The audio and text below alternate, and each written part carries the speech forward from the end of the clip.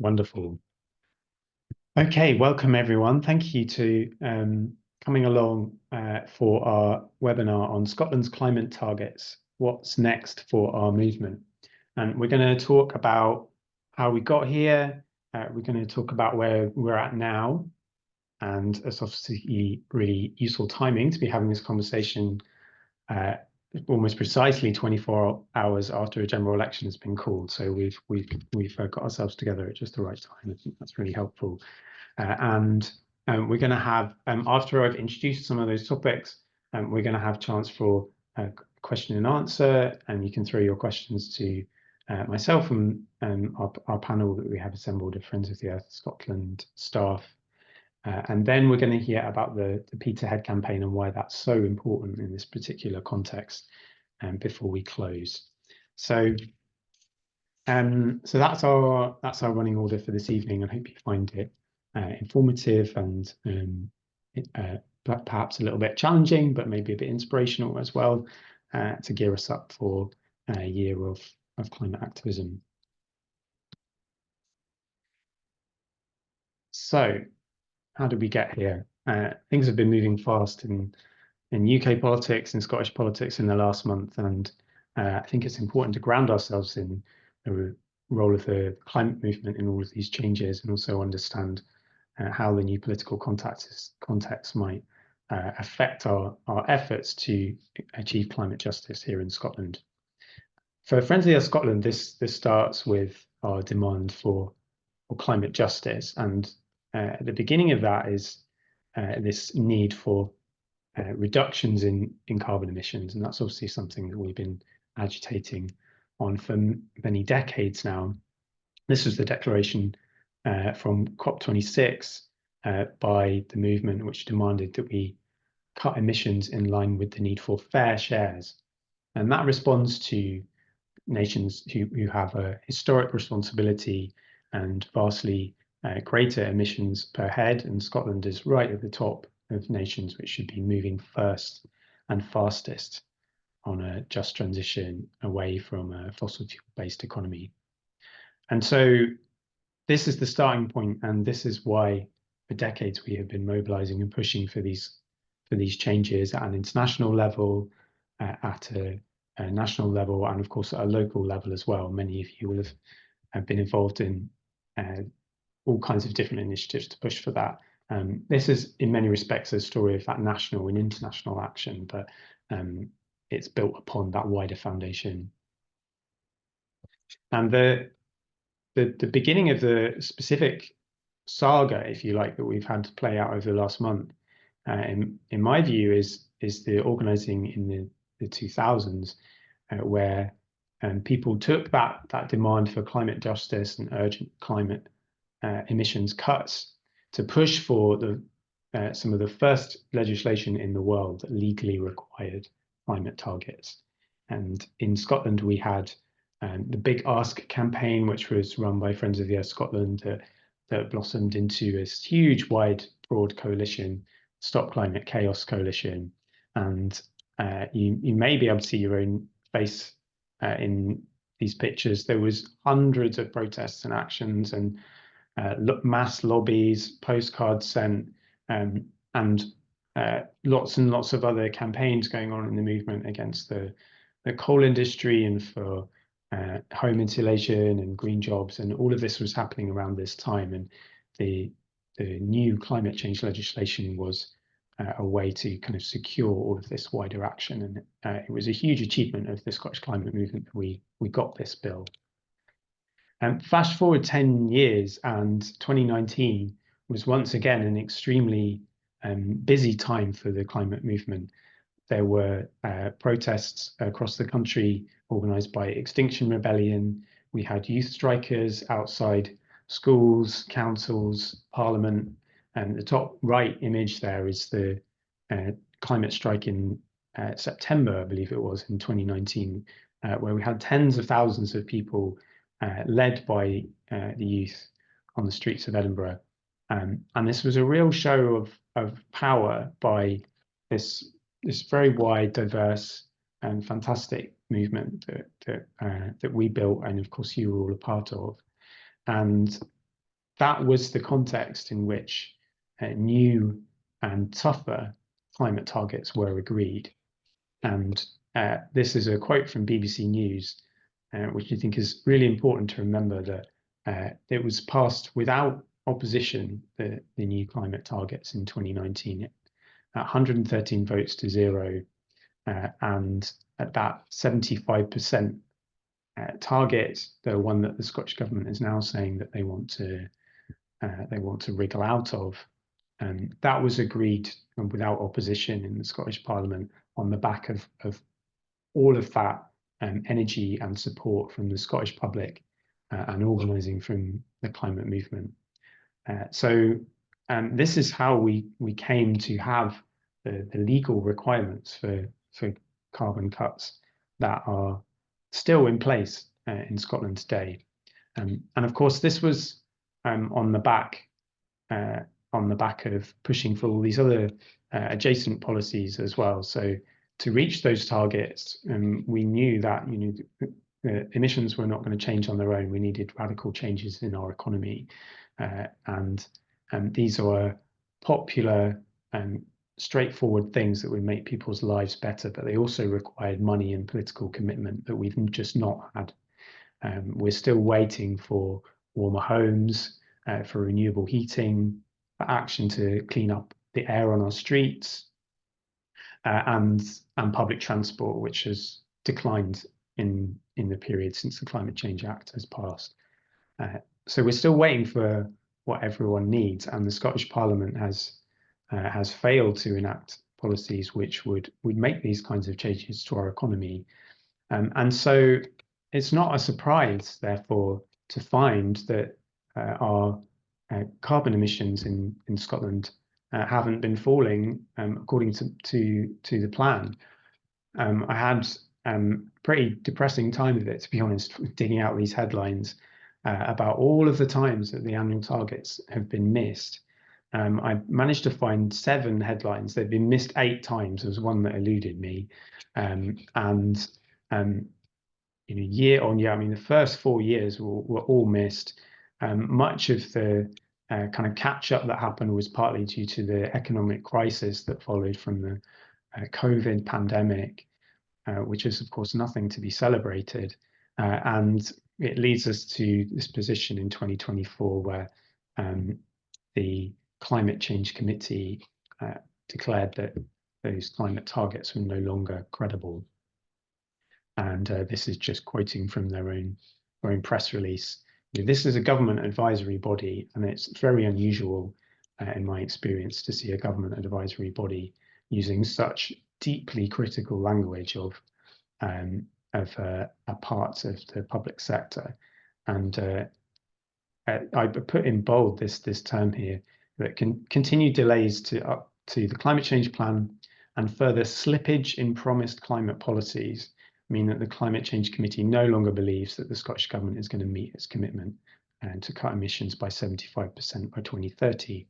And I put that slippage in promised climate policies. I mean, I put that in bold because I feel that the term slippage there is carrying a lot of weight. What we're talking about here is obfuscation and a really catastrophic failure to deliver to the people of Scotland what was promised through this legislation. And of course, this provoked a reaction from perhaps many people in this room were aware and involved in voicing frustration on this. And on the right-hand side, there is a protest that we organised outside Bute House. And important to acknowledge as well that this happened at a time of other major kind of policy incidents in the Scottish Government, with the news about the puberty blockers coming almost at the exact same time, and the Rainbow Greens group organising around that, which also had a kind of key role in pushing the Scottish Greens to have to seriously reconsider their role in the Scottish Government. So there was different parts of social movements which were reacting and being triggered by events in that exact same week, many of which we would want to be organising in solidarity with. the rally outside Butte House, we posted some videos of it on our Instagram, and I think it's worth taking a moment to watch those when you've got a second. This is Tara, Dylan, and Joy at the bottom, who are some of our speakers at the rally, and gave really clear voice to the real sense of despair, actually, from this news that the Scottish Government was planning to roll back. The other reason that I included this is because I'm super excited to notice that our Instagram has exactly 3,333 followers. So if you don't follow us on Instagram, it will be really noticeable if you do after this call, because that number will be gone. Yeah, it's very pleasing. Total side point, it's got nothing to do with that. Just enjoyed that. But yeah, do follow us on Instagram. It's good crack. And so what happened after that? So we had the ministers, Humza Yousaf fired the Scottish Green ministers and pushed the Greens out of government, and that turned out to leave him with no viable way to continue as First Minister. And he resigned just a few days later. In fact, in working time, I think it was something like 48 hours. It all happened very, very quickly. And then we had a new government elected by the SNP members, which brings us to where we are now. And I say new in inverted commas. We have many of the same ministers in position. John Swinney, although technically has been out of government, but only for a year, and has spent almost the rest of his working life as some kind of minister, either a minister or very senior in the SNP. So the extent to which this is a new government is something to be debated, but something that is a clear change, as well as the Scottish Greens no longer being part of a coalition, is that we have as Deputy First Minister, former Finance Secretary Kate Forbes. And I'll talk a little bit more about her in a moment, but also the changes in job titles. And this is a tweet by a policy academic that immediately just drew to attention the tonal shift in this new Scottish government, that all of these phrases have been dropped from ministers' job titles. So we no longer have ministerial responsibilities around migration and refugees, Europe and international development, planning, fair work, community wealth, just transition, biodiversity, NHS recovery, active travel, innovation and trade, and independence. So these things have all been dropped from the job titles of ministers. And I think it would be a particular concern to people here today to see just transition and being de-emphasized, and yeah, other things, of course, really concerning within that as well.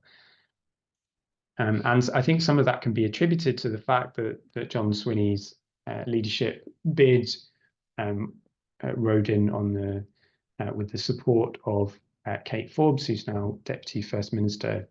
And she ran against Humza Yousaf, the previous First Minister, last spring. And in the campaign for that, she made clear that she was wanted to support further oil and gas extraction, and differentiate herself from Humza Yousaf in that. And that's the news story on the left there, that she would curb action to accelerate the transition away from oil and gas.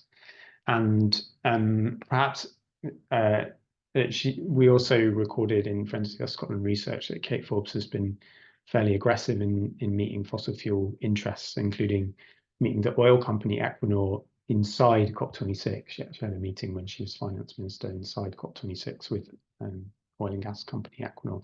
So it's perhaps not that surprising then to see that Scottish Government is making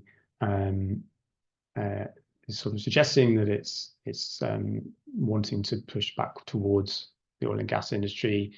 Marion McCallan on the news just this week saying that there may be a rethink in the ban on future exploration.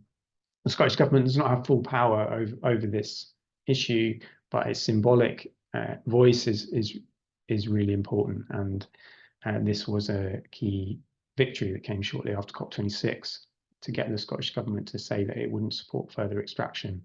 So this would be another pretty dire U-turn following the climate targets announcement. So where does that leave us? So we have opposition parties perhaps have more power. We might expect Labour, Liberal Democrats to be reached out for to support this new minority SNP administration, and that might change the way in which we have relationships and reach out to different political parties. We've also got going to have 6 weeks of very intense political campaigning at a UK level, and this is likely to kind of turbocharge the debate on any policy differences between the different political parties, including on oil and gas. So this is an opportunity for us, I think, to try and intervene in that conversation as well. And we also know, as John Swinney announced this also yesterday, that their programme for government will be coming soon. This is the policy agenda of this new Scottish government within the next 6 weeks or so. And they're also going to be making some kind of announcement about oil and gas. And to be honest, given the signals they've been given, I would expect that is going to be bad news, and that we need to kind of brace ourselves for that. So these things are coming up. They're possible for us to influence them. They're also worth kind of preparing for. But we do have lots of opportunities to take advantage of the political context at the moment, as much as it might be tough. The general election campaign will last for 6 weeks, and I'm really pleased to see that the Climate Justice Coalition, which Friends of Field Scotland is a founding member of, have got a really great resource page with all of these different campaigns that you can get involved with. I would give a particular plug to the Fossil Free Parliament campaign, which is asking MP candidates to pledge that they won't take funding from fossil fuels, which is a great initiative, and we've already had some Scottish candidates sign up to that. But there's all these other things as well, and at a UK level, there's going to be lots that people can do to engage in the current political context, and do that with the confidence of knowing that these policies are popular.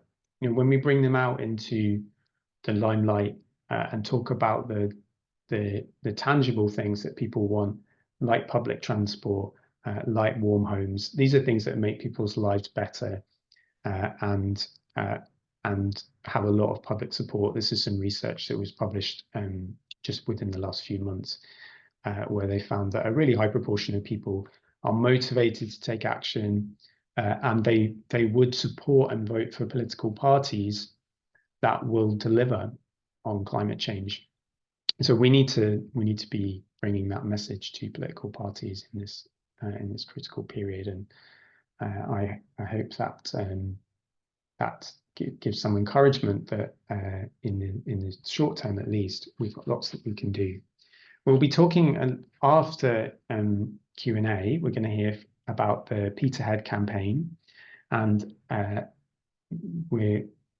various concerning things on the horizon about the future of the oil and gas policy in Scotland. And we're also pushing forward on the circular economy bill, and we've got some concerns about how that's going, and we can talk about that in the Q&A if that's of interest to people. But I want to highlight the central role of this campaign to stop a new power station, because as outraged as we might be that the Scottish Government wants to change its climate targets for 2030 and roll back on that, if we don't push hard and we don't organise ourselves, we could find that is the first of a series of U-turns, approving new power stations, approving new oil and gas, and rolling back other policies. So it's an important moment to try and stop the dam, if you like. And at that point, I'm going to move on to question and answer session. I'm joined by Maliki and Freya at this point. And we've got, I think, around 10 minutes or so to hear reflections um, and ideas about how we move in the current political context. Before we take people's questions from the chat, and I'll just be sifting through those now. I wondered if we could go to Maliki to see if there's anything that you want to add about the current political context, including the news yesterday regarding the general election and how you think environmental issues might play out. Thanks, Rick. Yeah, as you mentioned, the general election was announced yesterday. It'll take 6 weeks, and it enters us into what's called PERDA, which means that the Scottish Parliament, well, technically PERDA means the UK government is restricted from announcing certain things, doing certain things that could be seen to influence the election, and PERDA applies to the devolved administrations as well. So there'll be some restrictions on what the government at Scotland can announce. We haven't done enough research yet to fully work out what that would mean. So for the time being, we're operating under the assumption that the announcements on things such as oil and gas that John Swinney mentioned will still be coming, and we'll hopefully see some more of that. On a general sense of what does it mean for us, for the environmental movement, I mean, the SNP are now in a minority situation, as Rick mentioned. They'll need votes from, well, they're a strong minority given that they're 63 of 128, meaning that they, pardon me, they only need 1 or 2 people to come with them to pass something. And even then, they need everybody else to vote against them to stop something happening. It's something that has happened in the past. I mean, it's essentially how the climate targets got established in the first place. The SNP government at the time didn't want them, but the Greens, Conservatives, Labour, and Lib Dems all worked together to pass them. So something like that could happen again with Scottish government legislation, but it's very difficult and quite unlikely. I think that's kind of where we're sitting at right now. We've seen, in terms of things like the circular economy bill that was mentioned by Rick, that the Greens have largely continued to vote along the Scottish government's lines. Could be that that's because it was a bill that was submitted by Greens when they were in government. I mean, we don't know what that's going to mean for future voting. I don't think they were inclined to support the government necessarily anymore after they had quite a big falling out. I'm thinking this just happened because it's a bill that they introduced, but it's still sort of still open where we're at right now. Still waiting to see what happens. And a change in government at Westminster could change some of the opposition that we see in Scotland. With so obviously Westminster controls a lot of the devolved issues, and some of the messaging from the Conservatives and Labour is influenced by their partners down south, and you could expect to see some of Labour's messaging changing when they get into government. Thanks, Maliki. I mean, that was one thing that I had a concern about, is that there are some regressive areas of climate policy where the SNP and Labour have actually quite a lot in common. For example, their support for carbon capture and storage. So do you think there's a possibility that that could change? I mean, currently we've got a Conservative government which is also supportive of carbon capture and storage, so it's not immediately obvious why that might be, but maybe you could speak to that. I mean, I think our biggest concern, as we've talked, as some of you might have heard us talk if you've been to other Friends of the Earth meetings, is that Labour have said they will, on day one, introduce or approve the Acorn project in the northeast, which some of you might be aware of, is a big. It's not a CCS plant in itself, if I'm understanding it rightly. It's a place where you store the carbon that you've taken from other CCS sites, but it's like an essential part of CCS infrastructure.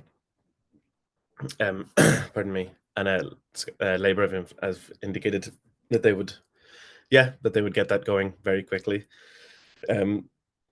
So if anything, actually, my concern there is that a Labour government in Westminster means ramping up of CCS over what the Conservatives have been doing. I suppose in some ways because it seems like the Conservatives aren't as concerned about needing to abate, the problems of oil and gas. They were happy to just continue drilling. Labour have said that they won't have any more. They wouldn't approve any more licenses, which is certainly a good thing. Something we'd be happy with.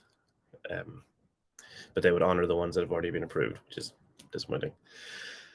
Thanks, Maggie. Yeah, that's really helpful. I might come back to you in a second, but I was just wanting to go to Freya.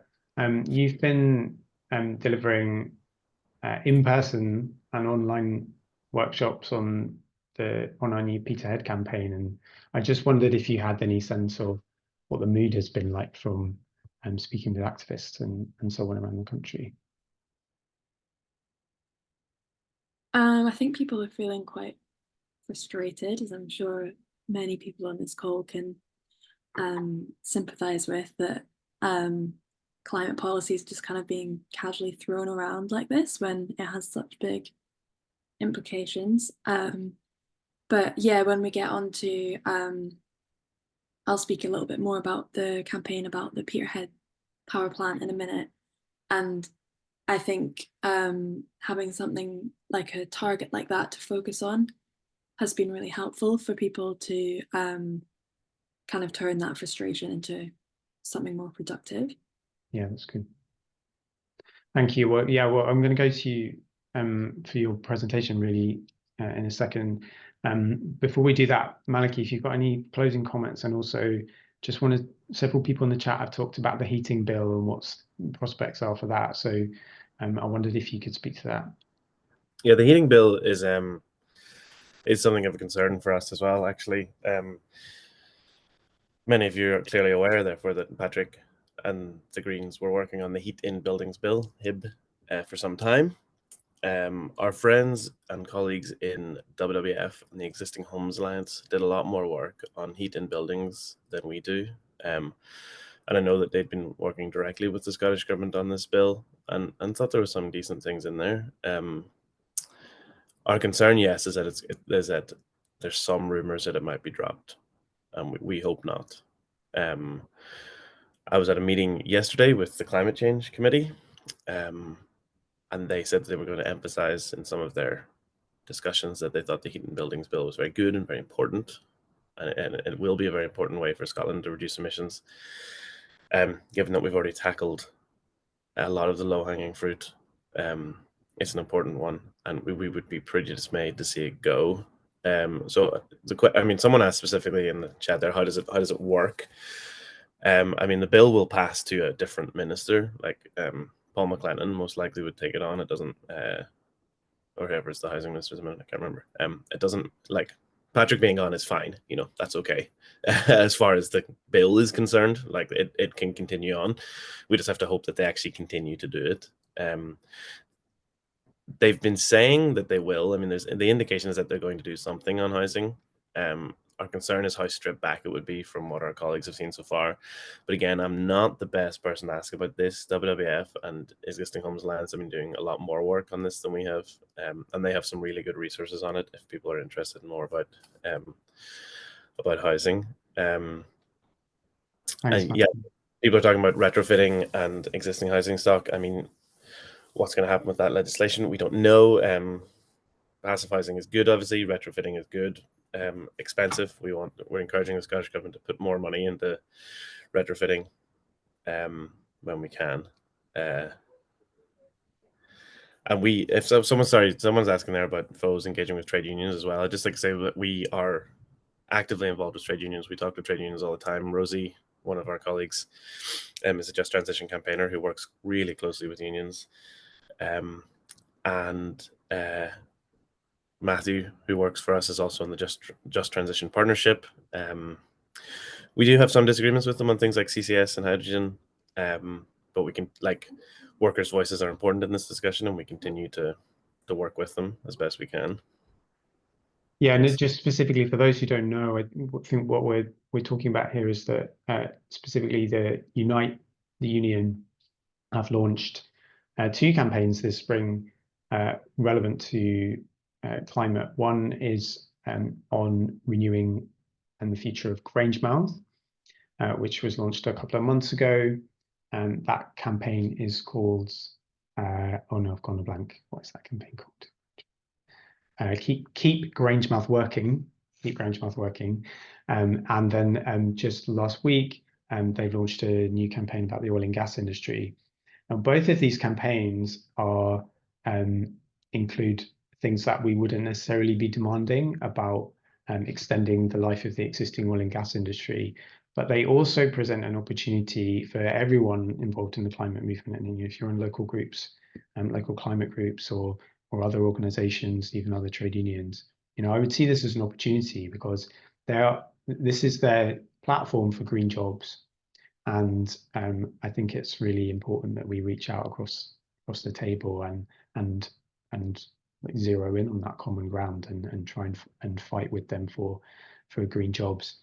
Even if we find some of the other things that they're demanding, a little bit icky, because we've got to work together as in coalition in order to reach these tackle these really big, deep economic challenges in the country. So I see it as an opportunity. It's not necessarily an easy one to take, but it can be an opportunity.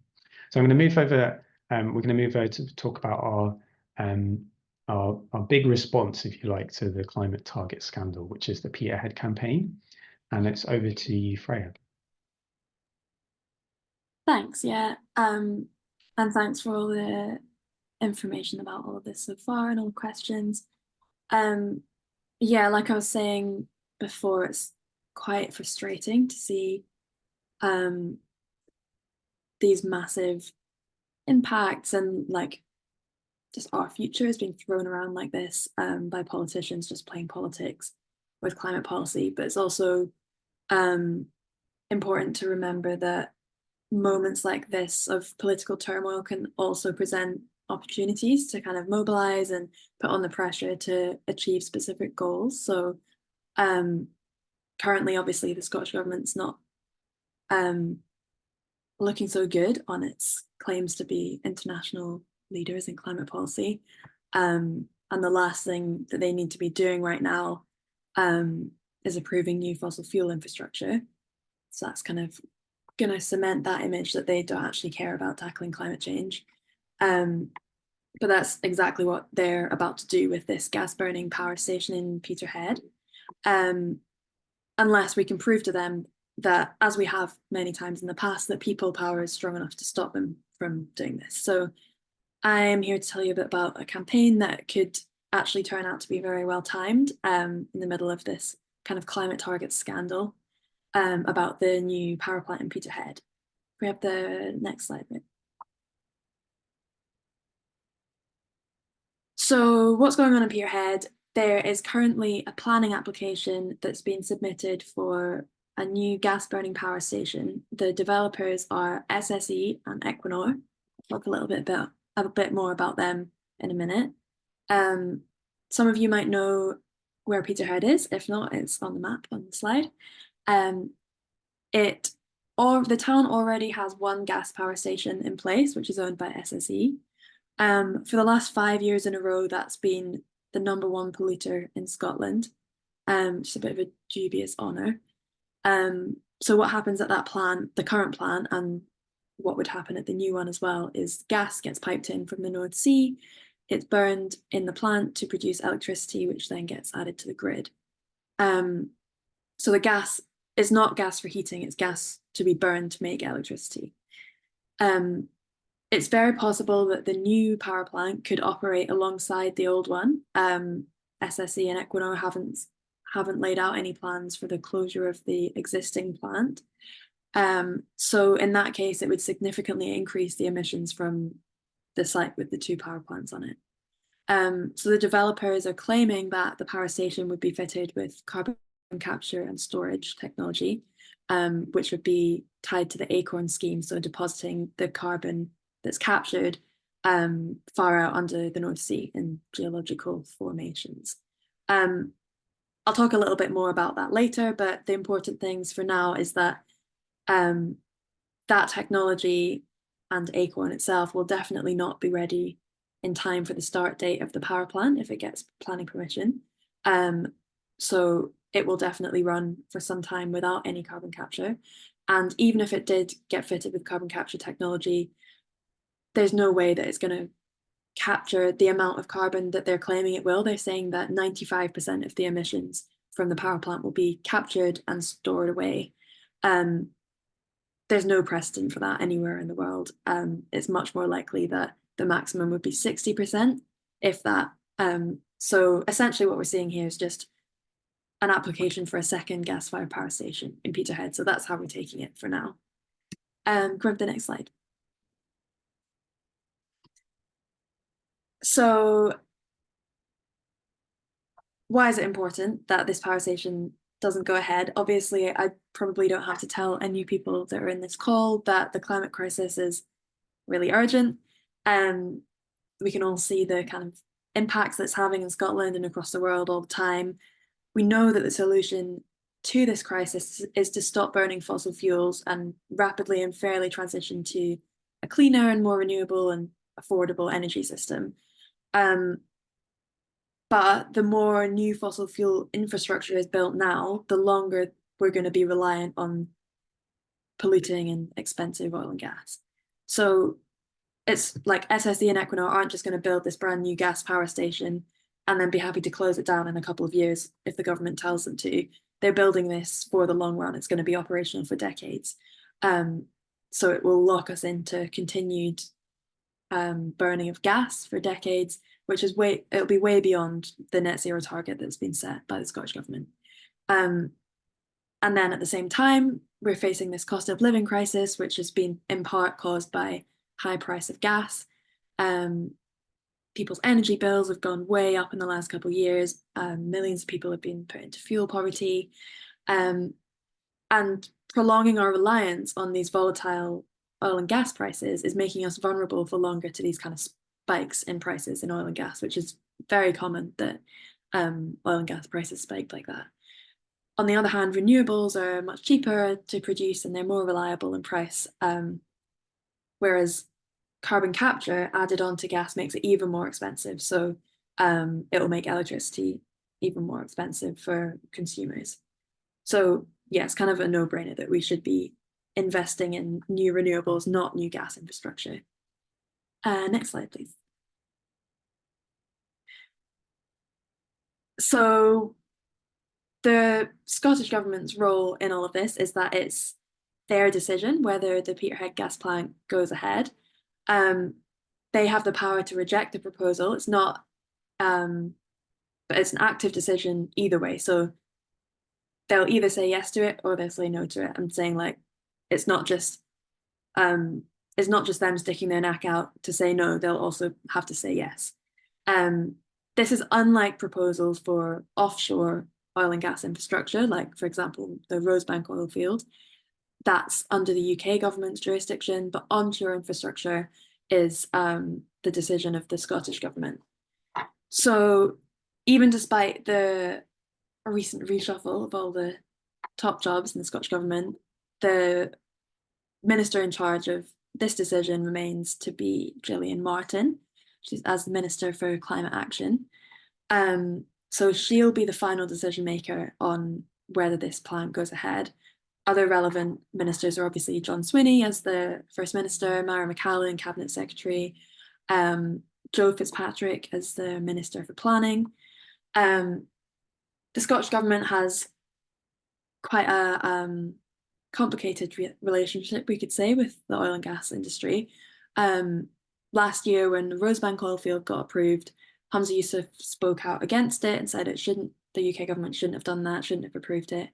The Scottish government's current position, although as Rick was saying earlier, it's kind of on the rocks, is that new oil and gas extraction is not compatible with net zero plans.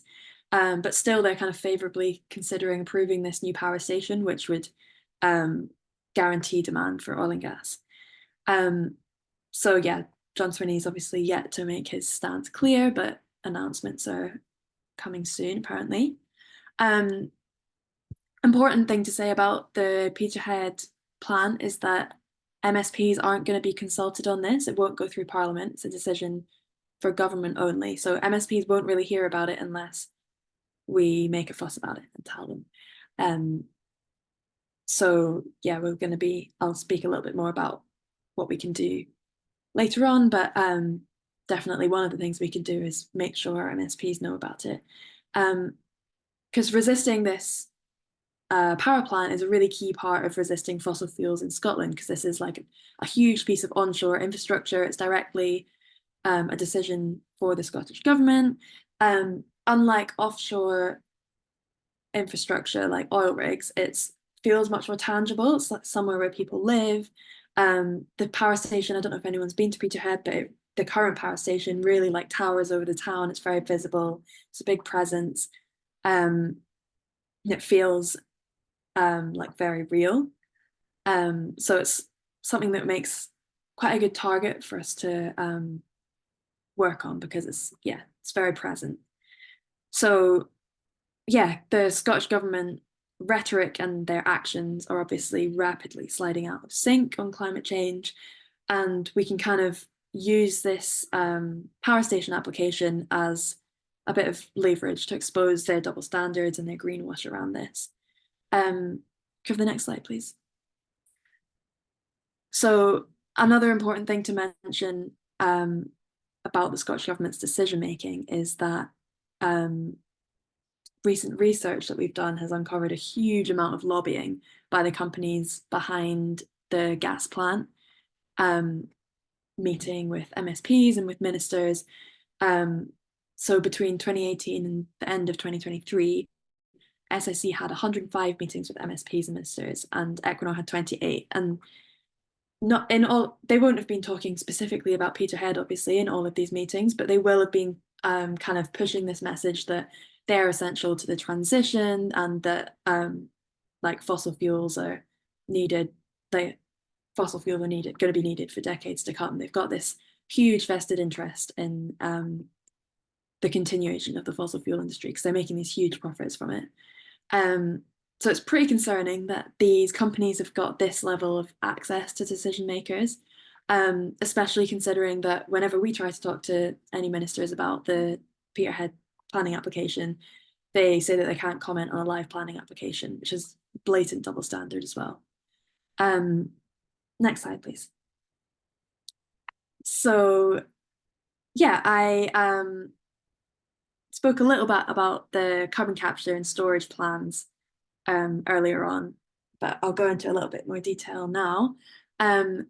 So yeah, carbon capture and storage is a little bit of kind of magic unicorn plan that fossil fuel companies and governments really love, because it kind of is presented as this magic solution that will just solve all of their issues, and that will mean that they can just carry on with business as usual without any kind of climate implications. That is unfortunately just not true.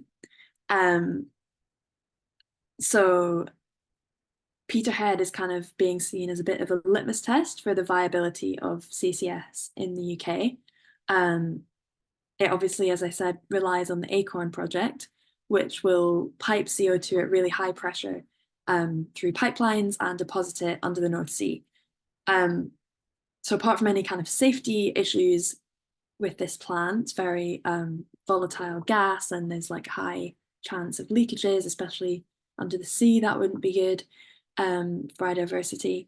But yeah, Acorn as yet doesn't have any funding. It's not even in the planning process yet. It's at least 10 years off being functional. There's currently 0 functioning CCS plants in the UK. There's very few worldwide and none on a gas power station. So there's no precedent for this technology actually working. It's got a really long history of repeated failure. So the technology was first proposed in the 1970s. And despite huge amounts of public funding into it, it still hasn't managed to get off the ground at any kind of scale at all.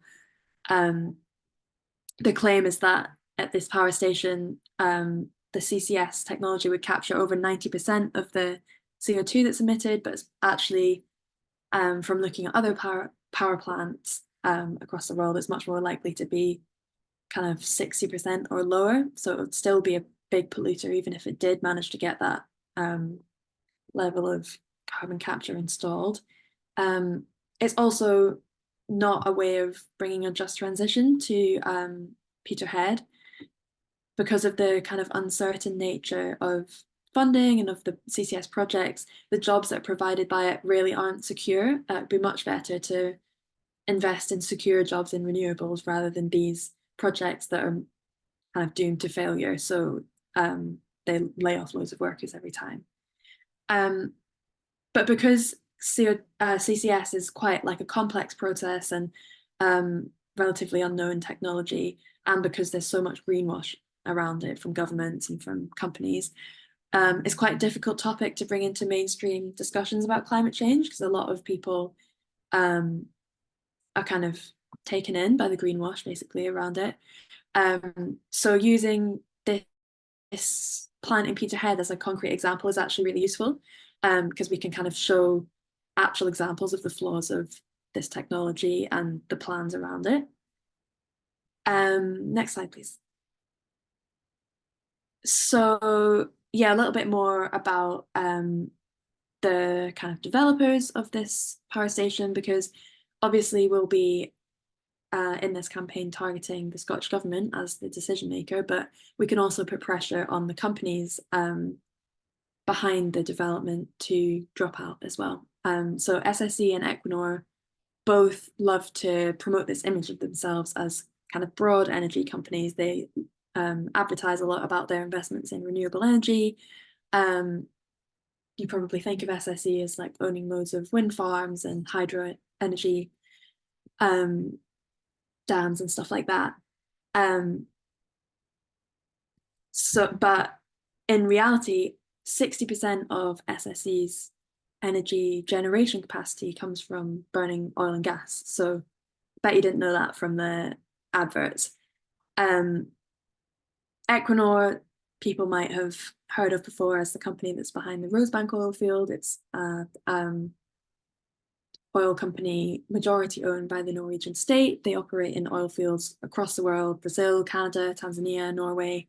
And there's also active campaigns against them around the world, which have had some success recently in Australia, in Norway, in Canada. Equinor is very susceptible to public pressure and often will pull out of projects if they feel that it's not popular. So this is why we think that kind of drawing attention to these companies' roles in this project is actually a really effective way of showing the public pressure on them and getting them to lose confidence a bit. Next slide, please.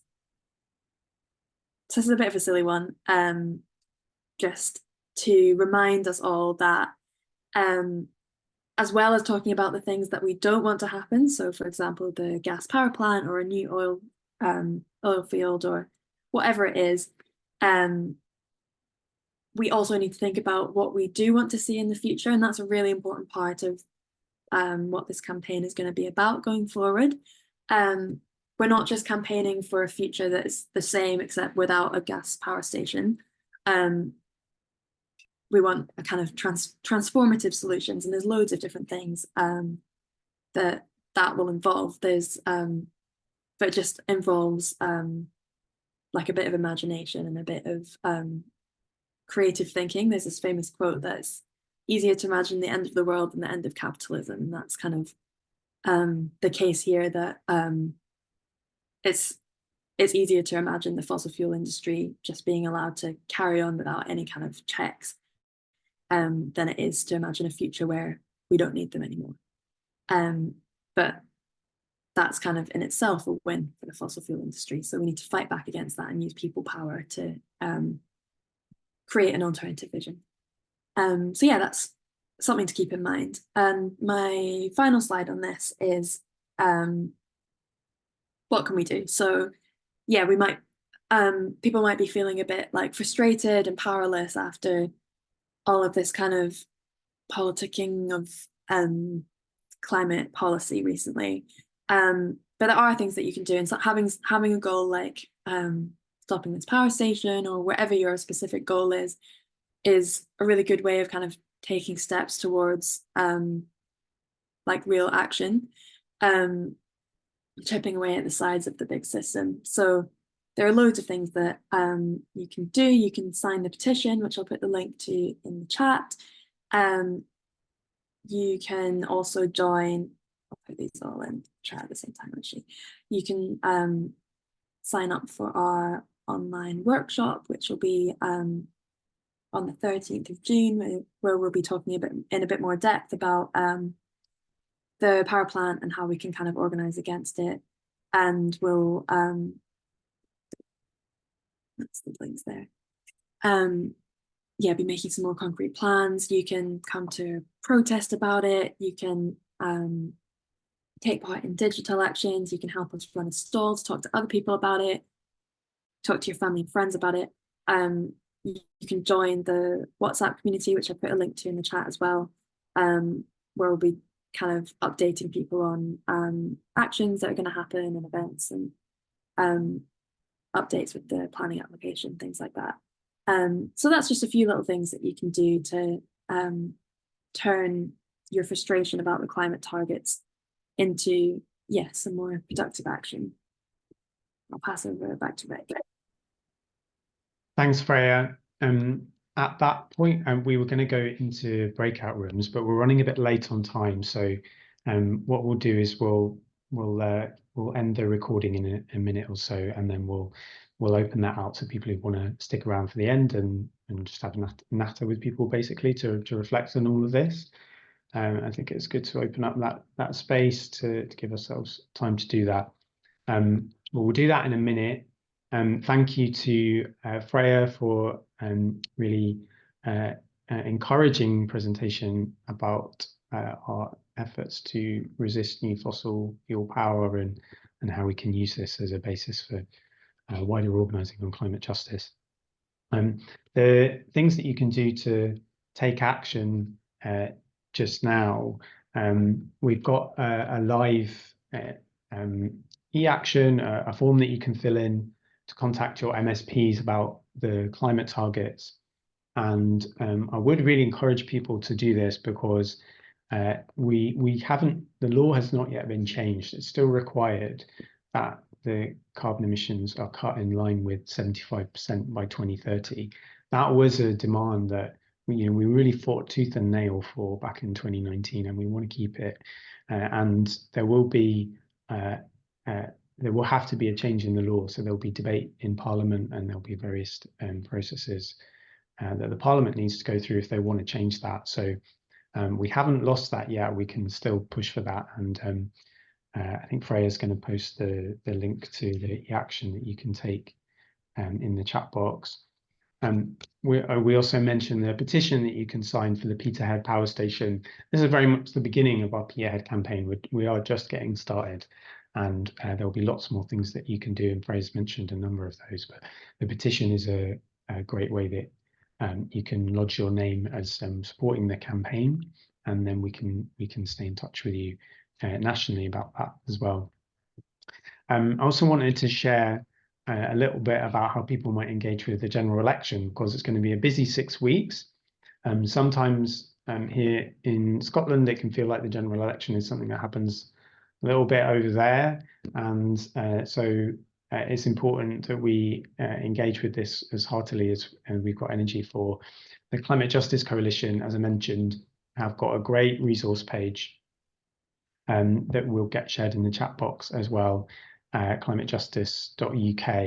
And if you go on there, you can find all of the different actions that you can take. There's a Vote Climate campaign, which is organised by Tipping Point. They've got some events coming up next week.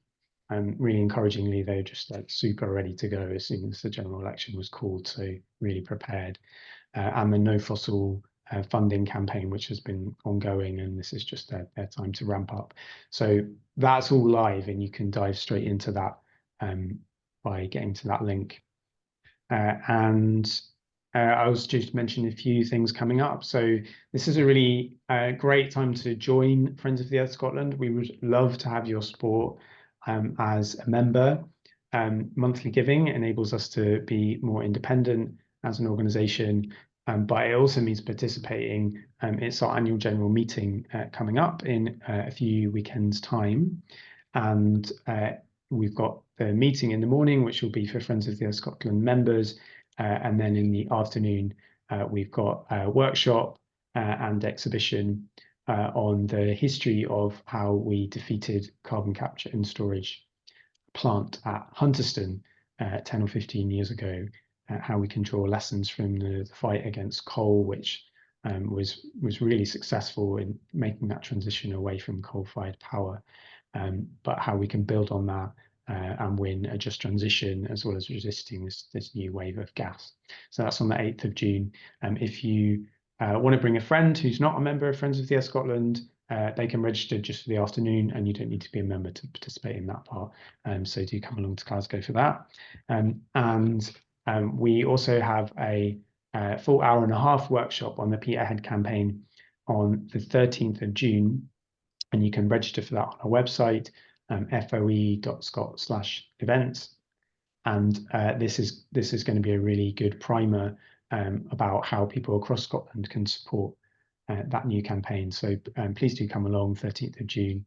You can register right up to when the event starts. So if I can ask Freya to stop the recording. We will now have, I know that my colleagues are probably expecting to leave now because we're due to finish at 7, and maybe